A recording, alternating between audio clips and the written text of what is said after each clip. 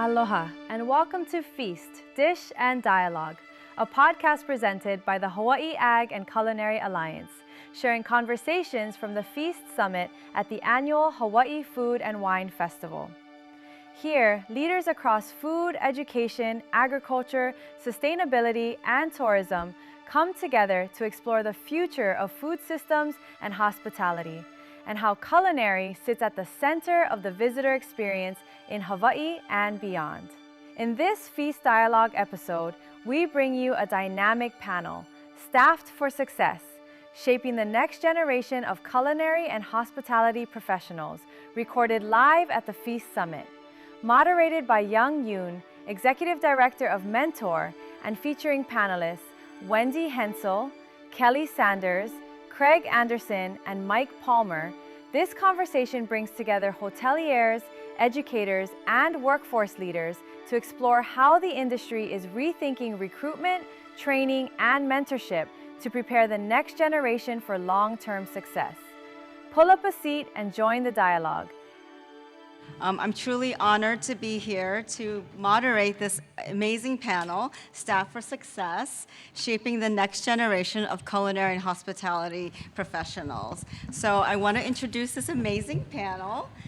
You're all in for a treat. Sorry, I had to stick in a Halloween, since it's Halloween, a little corny thing.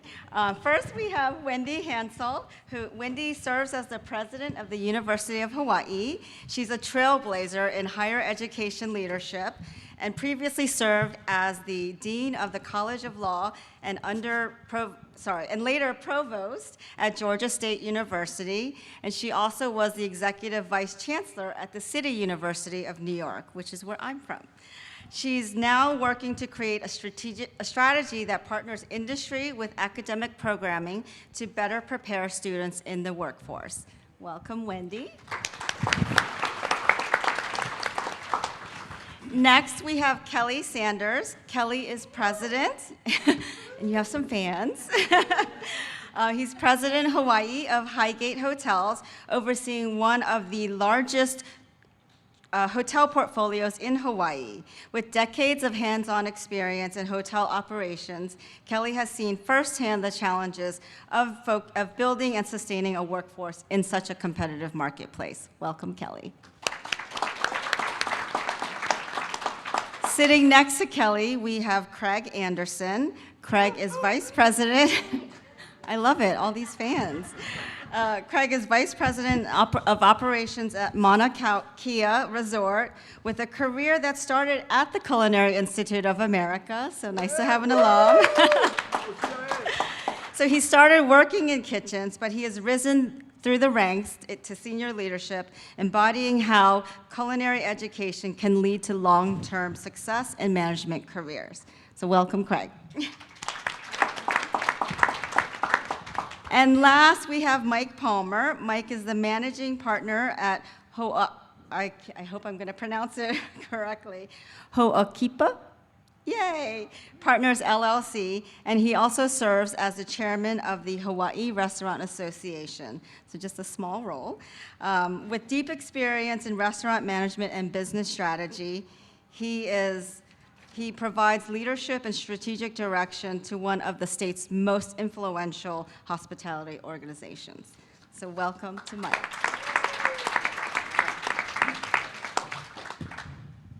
Okay. So first question to Wendy. You've broken ground as a leader in higher education and now serve as the second female of the University of Hawaii. How do you feel like your experiences help shape and lead your leadership style and the way you approach students for today's workforce?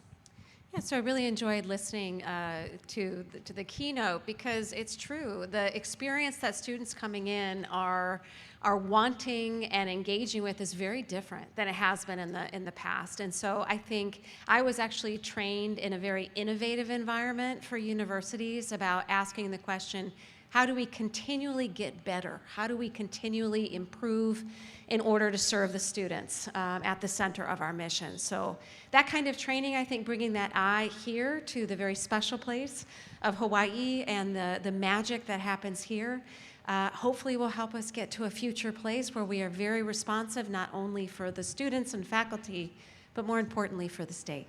That's amazing. Thank you so much, Wendy. Next, we'll move to Kelly. So you've risen through the ranks in, you've risen through the ranks in hotel operations. I don't have my glasses. I should have put them on. To now oversee one of Hawaii's largest hotel operations or hospitality portfolios. Looking back, what was one of the toughest challenges that you personally faced in your career, and how did it shape the leader that you are today? Thank you. And it's great to be here and see everyone. Aloha, my old home. Go back to me 1988 with me, 22 years old, out of college, suddenly thinking I'm the smartest guy in the planet, right, at 22, and end up buying or acquiring 4 restaurants, 3 in Texas, 1 in California, and I lived in Utah. So managing those 4 restaurants was super challenging, and trying to figure out how to understand the restaurant business. For 2 years, working 20-hour days, 7 days a week, trying to make sure that the restaurants were successful and that we could do everything. And then we had the bright idea, I had a partner, and we had the bright idea of, okay, we bought these existing restaurants, they're doing okay, now we've got money in the bank, why don't we open a restaurant in Utah? We live here, so it should be easier. Taking and building that brand and that restaurant completely destroyed everything that we had. And the worst part about that, it was a week before Thanksgiving, and I had to lay off 120 employees because we couldn't make payroll. So the moral of that story for me and what it taught me is we have a responsibility to the people that trust us to come work for us. And what we need to do is find opportunities to continue to help them grow, to make them successful, and to ensure that they become part of something that is bigger than a job and more about a future and more about a path where they can really help you, your organization, but themselves and their families become part of the next generation of great things. Thank you. Thank you, Kelly. Okay, Craig, you're next. So you started as a CIA graduate working in kitchens and then moved your way up to senior leadership. Can you talk a little bit about your journey and sort of what led you to make the switch and how you've grown and used that for your leadership today? Sure, thank you for that question. And I'd just like to acknowledge Kelly's costume today. He's dressed as a 30-something successful hotel executive.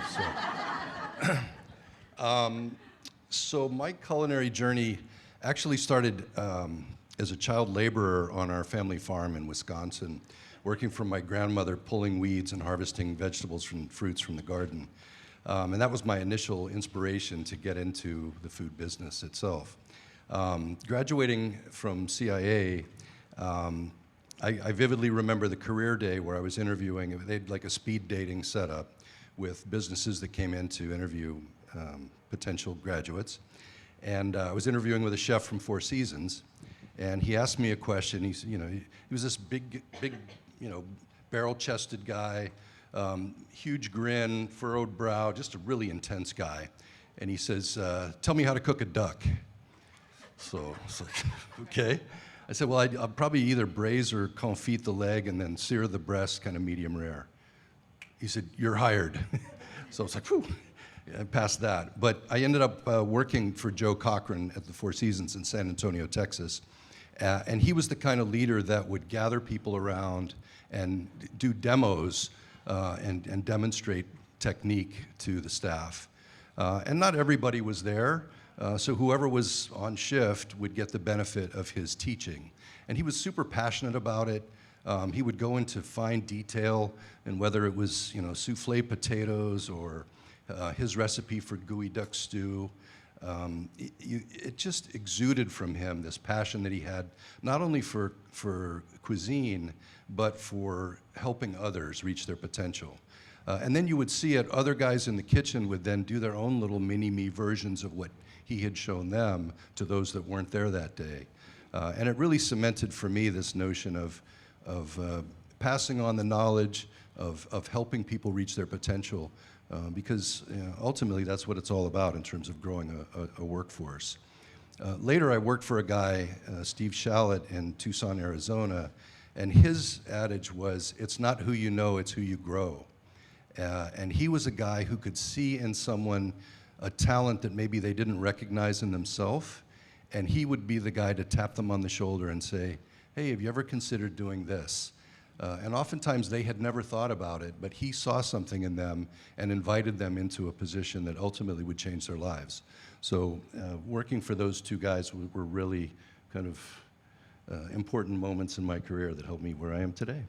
That's wonderful. I think it's one of the great things about this profession is how people learn, and then how you retain it, and then you use it to influence the next generation. So thank you for that, Greg. Okay, Mike. So as chairman of the Hawaii Restaurant Association, you're guiding one of the most influential culinary and hospitality organizations in the state.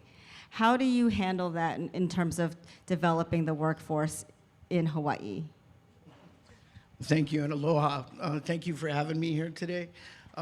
Yeah, thanks for mentioning that. We're actually very proud this year. The PBN ranked the Hawaii Restaurant Association as the third largest business advocacy organization in the state. And with that comes a huge responsibility in Kuleana to support the industry is obviously one of the big things we do is every way, shape, or form, whether that's donating money to the Lahaina restaurants, over $1 million to help them recover. It's a very small amount, but it's the best, any amount helps, right?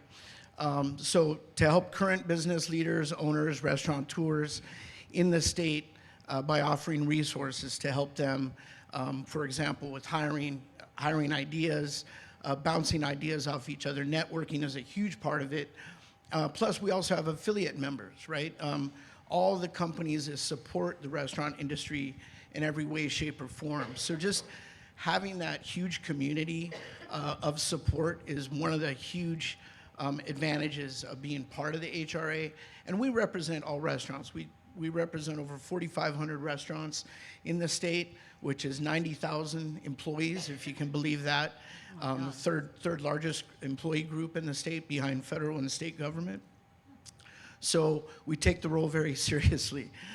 So besides just supporting the restaurants, the other huge mission is making sure there is a talent pool for future generations to support the industry. Because what are we talking about today? We're talking about staffing, which every restaurant that I know, every hotel, every business, even the police department has a hard time staffing in our island state. So how do we counter that? What do we do? Well, the number one thing, you got to make sure there's a pool available. If there's no pool, then we're all fighting each other for the same employees, which we already do to an extent, as we know.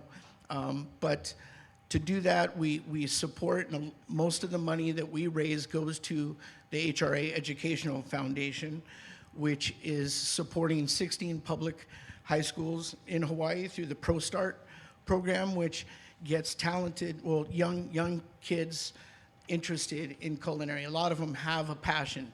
Thank God they have a passion, and there's kids and there's TV shows now, or they learn it from their parents or whatever it may be. But there is a group of passionate young people that want to learn culinary and restaurant management, and we want to nurture that and support it as much as possible. So by doing that, we provide scholarships to these young individuals, support the teachers and instructors, educators, so then when they graduate, we can ship them off to Hyde Park and Michael, or to Wendy at UH, at the Tim School, and to the KCC Culinary program. So they can then graduate from that, and we have all these talented individuals to work in restaurants. You're listening to Feast, Dish and Dialogue, conversations from the Feast Summit exploring how food, culture, and hospitality shape the visitor experience in Hawaii and beyond. So moving back to education then, back to you, Wendy. You've spoken about a vision of integrating sort of the college campuses where community colleges work with four-year universities. Can you explain a little bit about what that initiative is and what it means and how it can help the workforce for specifically Hawaii? Yeah, I think it's the challenge of having 10 campuses and 5 education centers across multiple islands. And how do you take different population centers and create access that allows the talent pool that you need to rise up and the training in different areas to be differentiated enough so that we're not just replicating the same program over and over again. So it's asking the question, how do we take these pieces and elevate them to scale so that we can operate as a whole far more effectively than we do on the individual campus level? You know, one of the things I get asked a lot from different folks is, well, can you replicate this program that's at this school in this place? And part of the answer is it more economical to differentiate and then pay to have students do in-depth hybrid placements for long periods of time, you know, for a long weekend, over a month or two? So that kind of umbrella, as opposed to program, really allows us to be more effective, more efficient, and to specialize so that there's the whole range of skills and services that are needed by the industry. Amazing. So have you already started some of this, or it's all in the works? Oh, no, I think there's already some of that going on, but being much more intentional about it and really asking the question, is this a duplicative program? Is there a reason for that? Or is there a way that we can specialize and add in a whole new talent pool of a specific culinary area, for example? I think we're talking about the vegetables and having places where specialties can arise even in a small populated place. Fantastic. Okay, so Kelly, moving on to you. So you've spoken about often that hospitality is more than just about jobs. It's about creating careers. What do you think the industry or the profession must do to differentiate and to make hotel roles and restaurant roles more appealing and sustainable for the next generation? Thank you. Michael, you did a great job in really making me think differently about this answer. Because I was thinking back to what you said in the tenure conversation, that potentially that is going to change. You think about those of you that do interviews and have interviewed people and you review resumes, and you look at someone that, year there, year there, year there, year there, you get these alarm bells, right? That, oh, wow, jump. There's got to be something wrong. Like, potentially could be completely different in 10 years, where that associate or that person has jumped to create more opportunity and learn more. And I think from our perspective, or my perspective at Highgate, we need to do a better job in the beginning when we hire talent to give them at least a minimum of a 2-year kind of path forward. Here's the road today. Here's the potential cross hacks and where you could go and what you could do. But I don't think that we can think beyond that 2-year initially, but we need to do a better job of making sure that the employee today isn't looking for a job 3 months from now, after we've spent a lot of time in the training and development side of trying to get that associate or leader ready for the next move. So I think that's critical, something that we need to really focus on. I also am a big believer that the stretch goal opportunity is so critical for us to really think about giving people a big chance to show their talent, but you have to be there when you do that to always catch them, because you don't want them to get demotivated while you're trying to motivate them by giving them more experience. Fantastic. Okay, so next to Craig, how many students or young chefs do we have in the audience, or young hospitality future leaders? Raise your hand. Okay. Yay! Good job. So for these young individuals, what advice would you give about turning a culinary education into something that is a more long-lasting career and that can turn into senior leadership? Run. How many not so young culinary professionals or food and beverage people are in the audience today? Yay. Hopefully you would agree that F&B is hard. There's no TV timeouts, 24/7 often, and the show goes on no matter what happens. 2 people call in sick, the fish delivery doesn't come, there's a fire. I mean, it all happens, right? But ultimately the show goes on. So just being able to roll with the punches and deal with that and know that it's going to happen to you someday, very likely, I think is important. I also think something that Michael touched on was this notion of the business side of the business. And I think oftentimes, like myself, we came into the business on the creative side of culinary, but what really makes a restaurant successful, to Kelly's original point, was does it make any money? And I think the opportunity for you to connect with those parts of the business that show you how to manage your costs and understand the numbers is mission critical. Because you can have the best food on the planet, but if somebody's stealing from you, or you're overpaying for things, or you're not controlling your labor, your doors are going to be closed unless you've got a rich uncle who's funding your operation. So I think looking for those opportunities to extend yourself. There's a saying that I'm familiar with. It says you're often going to find yourself overworked and underpaid because you're taking a little portion of that next job up the rung of the ladder so that you can learn and grow your career. So I encourage you to do that. I mean, find ways for you to add to your portfolio of skills, to your arsenal of experience, so that when those opportunities come along, you're the one that gets tapped on the shoulder to take that next step. So hang in there, roll with the punches, work hard, stay humble, and have fun. Thank you. Don't give up. Okay, thank you, Craig. So moving on to Mike. So through Ho'okipa Partners, you oversee business development and operations across multiple hospitality segments. What strategies or innovations have you found to be most effective in retaining and attracting talent, especially in such a competitive labor market?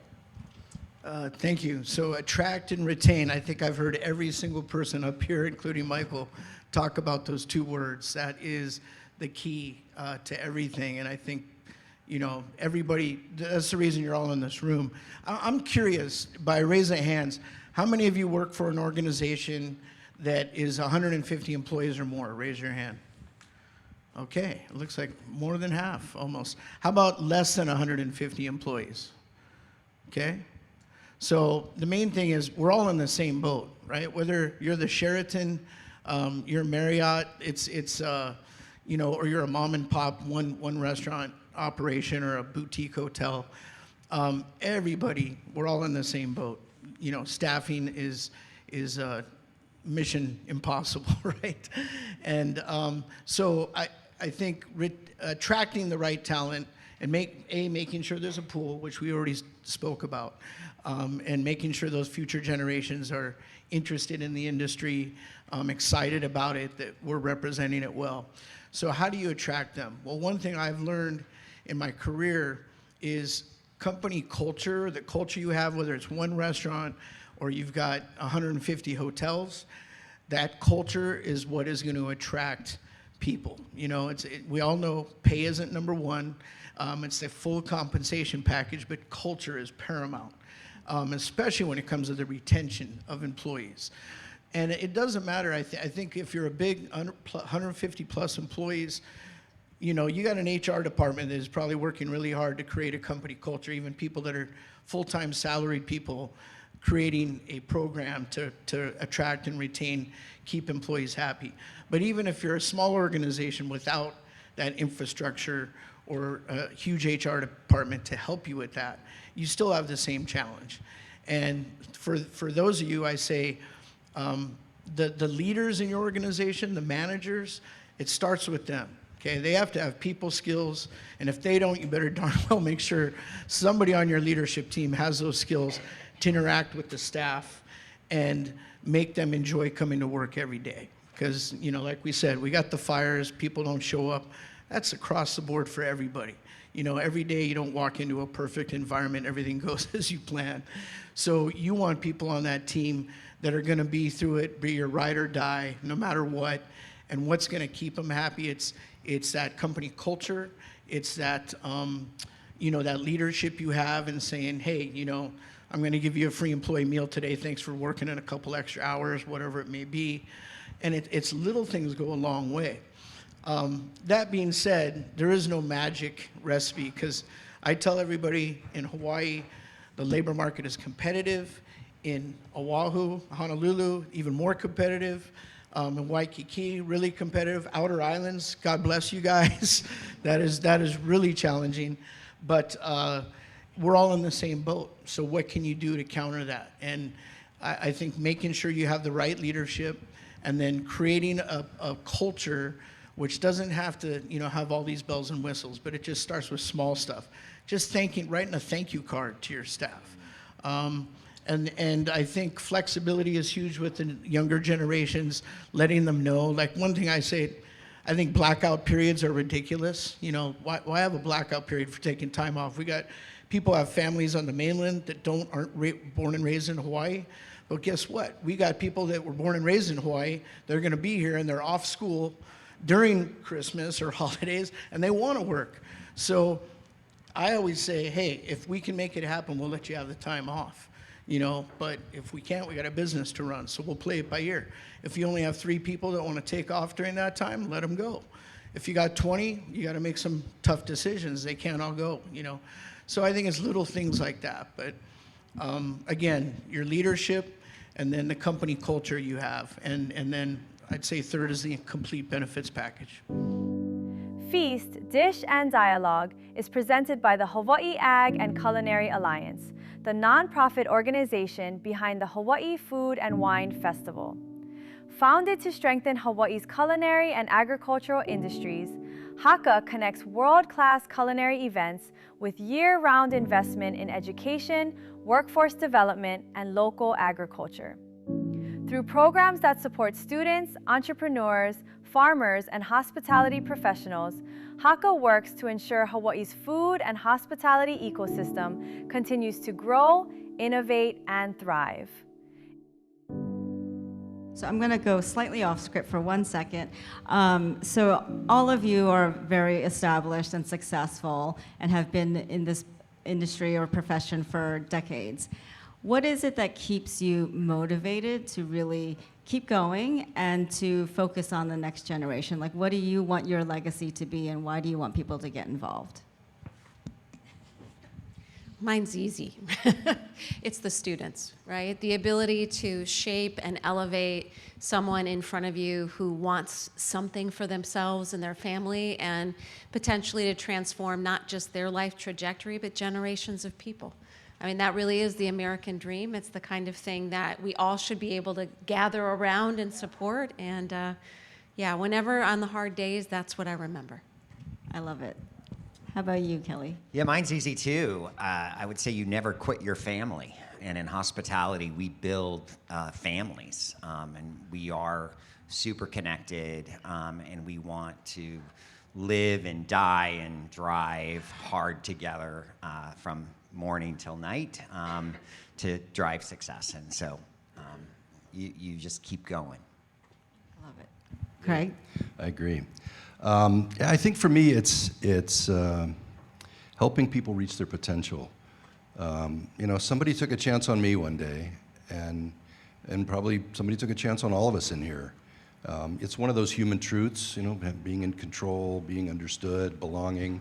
You know, most people generally want to be at their best. They want to strive for something great, and to have a role in that, and to be able to, you know, contribute to helping somebody, you know, achieve greatness in their own way, is really, really rewarding. And then in our business, ultimately that results in a happy guest, and that's what drives us all coming to work every day. So Yep. anyway, thank you. All right, Mike. It's a labor of love. I think for most people, it's not just a means to an end. And it's crazy because we definitely take our beatings in this industry on the daily.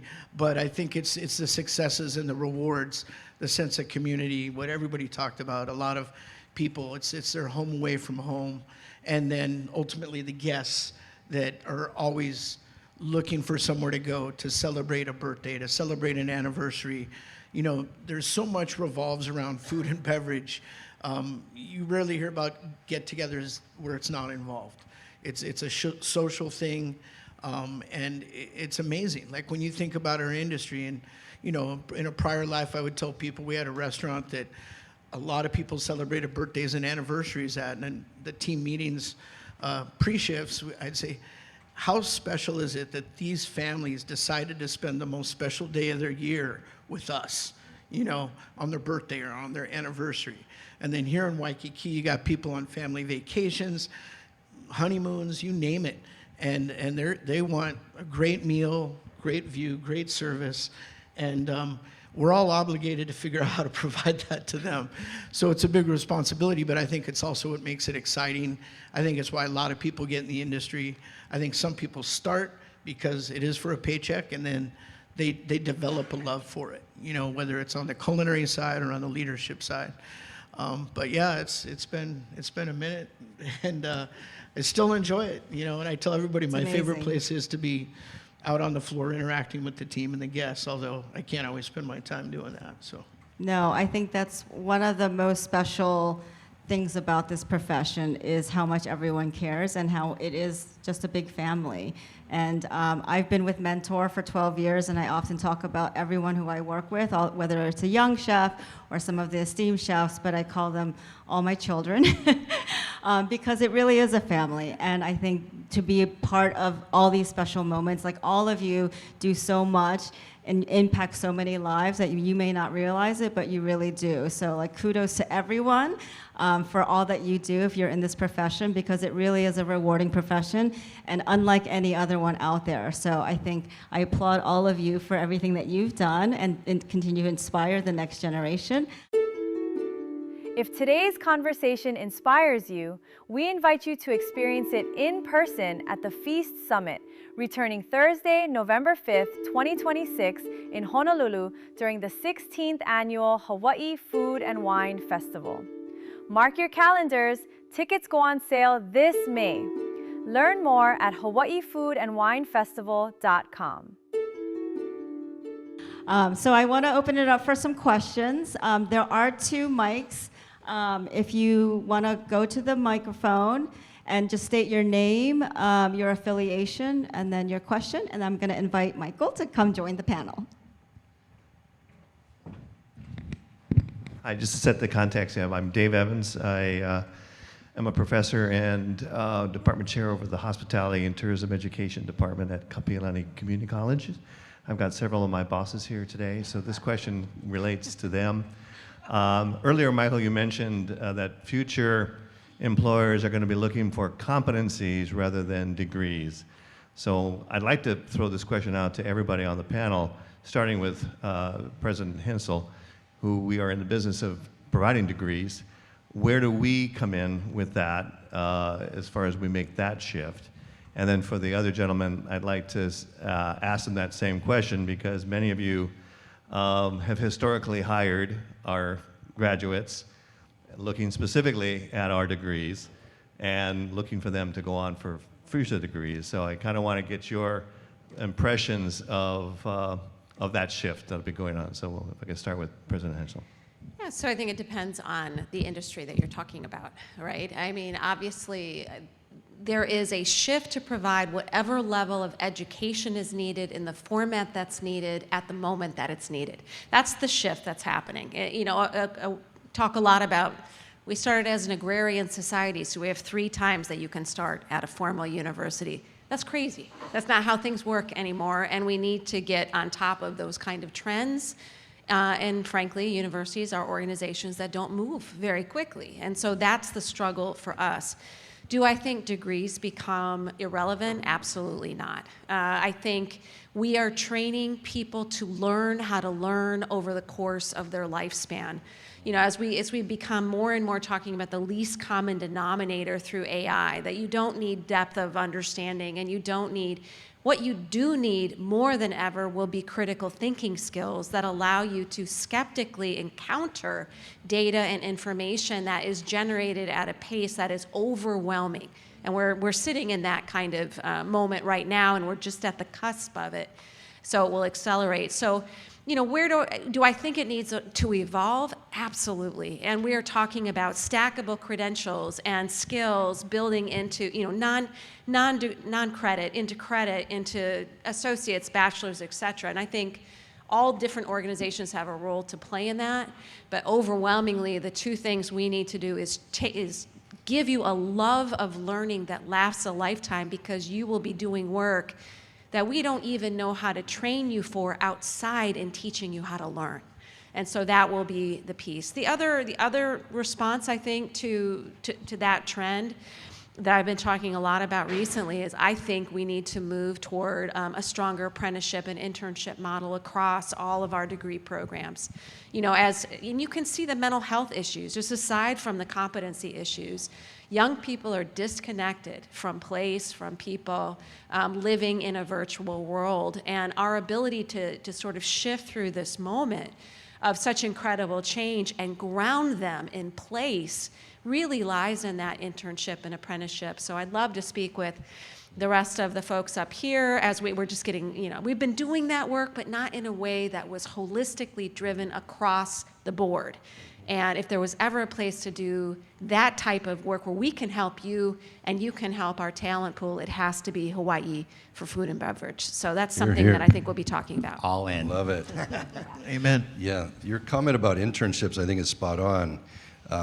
You know, turnover is really difficult for an organization. You hire people with you know, optimism, thinking you found the right person, and a couple months in, they realize that this isn't for them. And that's really frustrating because it's a stop, start. So to the extent that people can come in and test drive it and realize that this is the industry for me, is huge. The other thing I would say is, like, there's CEOs and CIOs, and what we need is FIOs. We need figure-it-outers. We need people who can troubleshoot and problem solve and come into an organization and make a contribution and think for themselves. So that critical thinking, I think, is really important. Just to shift quickly, I don't know how many of you know of the organization Climb High and Julie Morikawa, but she does amazing work in reaching into the secondary schools to help that population connect with our industry and other industries, so that they have a chance to kind of touch it, feel it, see what it's all about, and potentially connect with us on future opportunities. But they're doing great work in addition to all the work you're doing. So, thank you. Mike? No, nothing else to add. You know, when I think it's a little of both. If we see a resume that has, you know, the CIA graduate or the TIM school from UH, it's a beautiful thing to see on a resume. But I think for some people that is a make or break, you know. But I'll tell you, I'll also take somebody that worked, you know, for Alan Wong and Roy Yamaguchi and Peter Merriman, and that's on the resume, and no, you know, formal culinary training. That's priceless training right there. So I think it really depends on the individual, but I don't think it's going away. I mean, it's changing, as Michael said. I think it's great that, you know, people are going to go and pursue those degrees, and I think it's absolutely great, and I think they should continue to do that. But we can't disregard the people that start as a busboy or washing dishes and work their way up.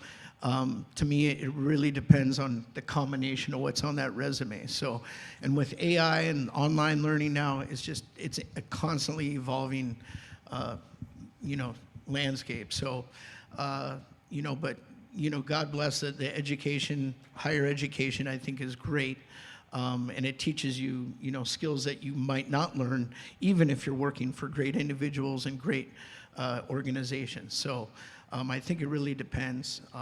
And like you said, it is a revolving door. That's one thing I didn't say, is I always tell people staffing is a revolving door, but the key is figuring out how much you can slow down that revolving door. That's the key. Michael, do you want to close out the question? To me, it's a both and. There will be always a need for degrees for starters. And I think as an education, learning, and development organization, we have to evolve our products, as we've done over many, many decades as well, because what we do today is not what we did 60 years ago. The other one, I think we probably have to evolve our narrative, because to me, like, working in food and beverage is extraordinarily rewarding, not just when you're in it, but you learn lifelong skills that are applicable for so many different industries. Because when you work in F&B, you are a great firefighter. You ultimately learn how to deal with all kinds of individuals.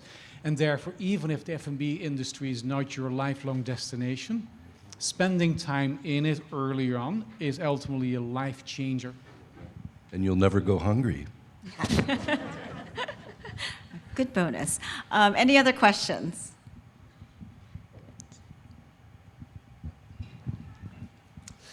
Hi, my name's Tom Pastor. I actually came here from Alaska. I'm the Director of Food and Nutrition for the Alaska Native Tribal Health Consortium.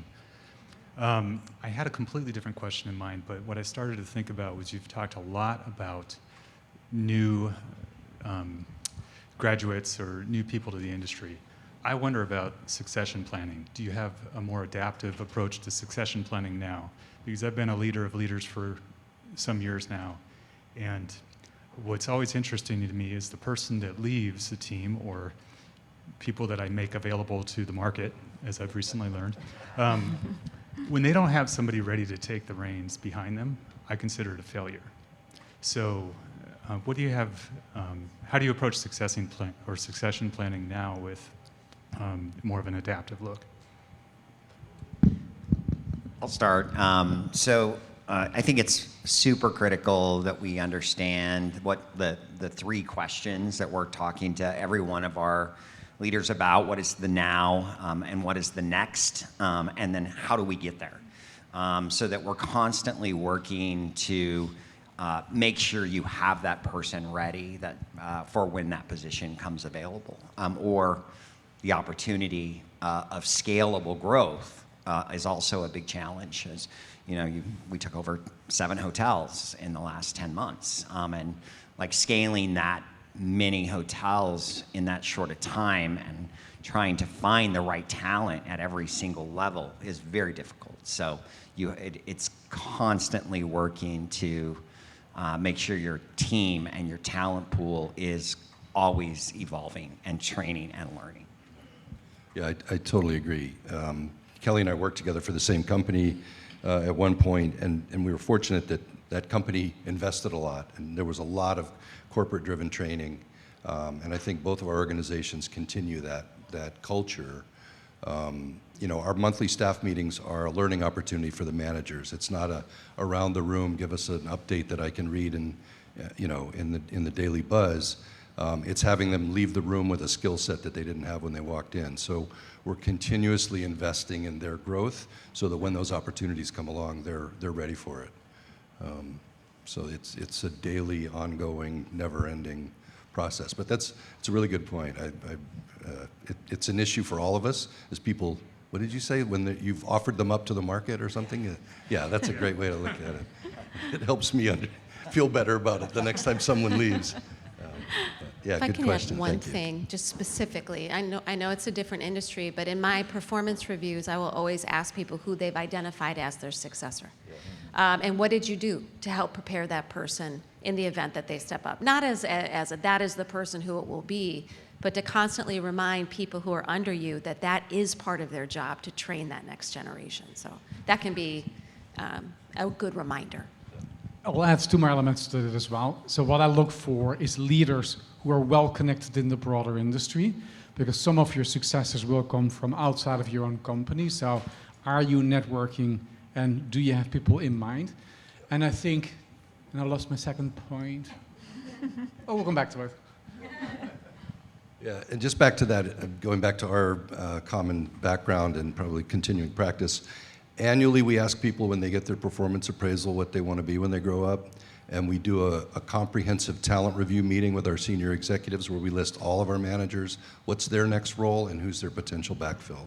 So we've got that documented, and if there are holes in that spreadsheet, then we've got to go out to Michael's point in the market and try to find out who can I steal from Alohalani to fill that role. Sorry, Marriott.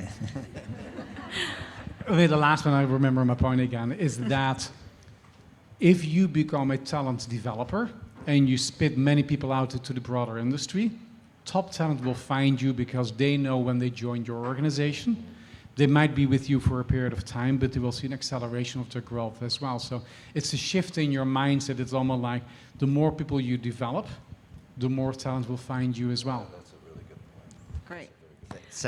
Such a coming full circle. I ran this hotel here, Sheraton, for 13 years, and I moved to Hawaii to push this hotel through a $220 million renovation. But during that time, we created new outlets like Rumfire and Kai Market and The Edge. And Danielle Del Brel, the executive chef here, was, in my opinion, one of the best at finding young culinary talent, giving them an opportunity to test and drive, and nicest chef in the whole wide world. I don't think I've ever heard him yell. But he has created some of the most amazing talent in Hawaii through his tenure and the work that he's done here. So I just want to say, miss you, Danielle, who's retired, but I saw him last night at Hawaii Food and Wine. So. Do we have time for one last question? I know somebody wanted to ask a question in the back. Okay. Aloha kako, Grace Bazilla, educator.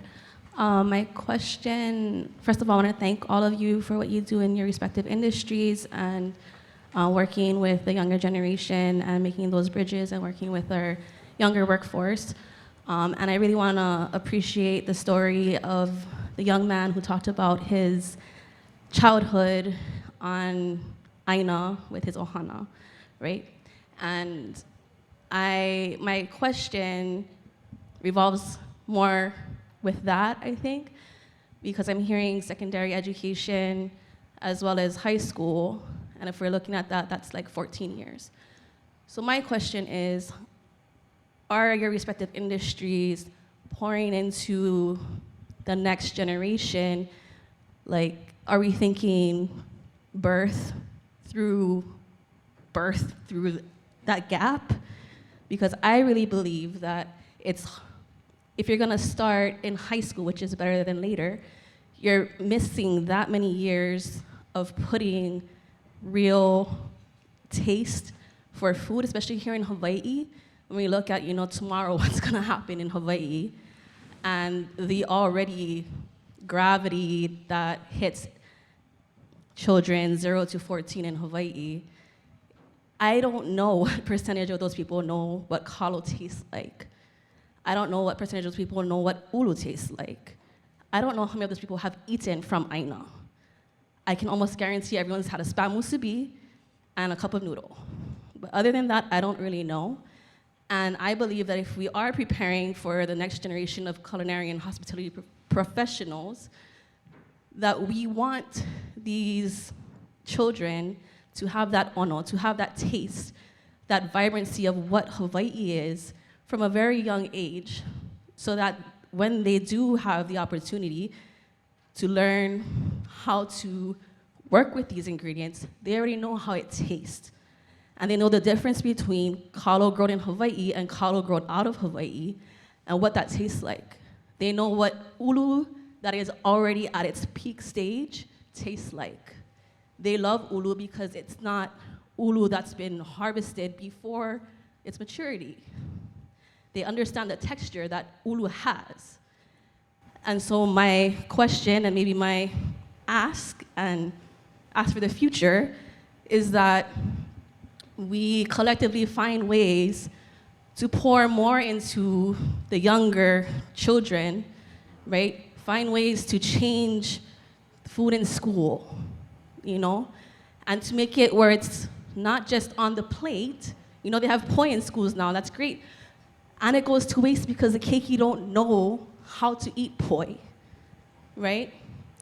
So find ways so that they can be on aina in their mouth, you know, have that in their gut biome, so that by the time they're in the kitchen, it's not, what is this?